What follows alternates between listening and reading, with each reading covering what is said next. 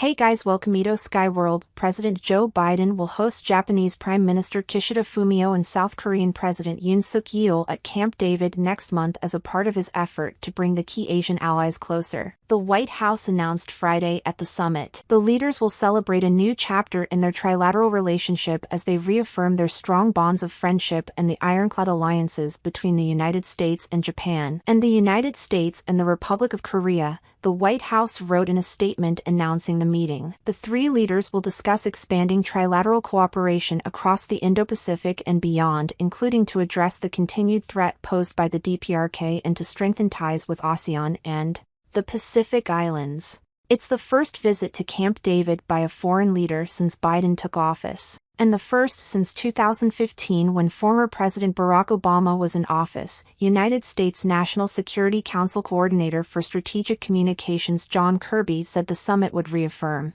the ironclad alliances between the United States and Japan, United States and the Republic of Korea, and the blossoming of the relationship between Japan and the ROK under the extraordinary leadership of both President Yoon and Prime Minister Kishida. They really have been extraordinary in the way they've tried to improve their bilateral relations, Kirby said, during a call with reporters Friday. As CNN previously reported, the leaders of South Korea and Japan promised to resume ties in a fence-mending summit in March, the first such meeting in 12 years as the two neighbors sought to confront threats from North Korea and rising concerns about China. Mutual visits by Japanese and South Korean leaders had been suspended as ties soured over several issues, including a dispute over proper compensation of South Koreans who were forced to work in Japan during the Japanese occupation of South Korea in the early 20th century. In recent years, the often fraught relations have undermined efforts by the United States to present a united front against North Korea and the growing assertiveness of Beijing. The two East Asian neighbors have a long history of acrimony,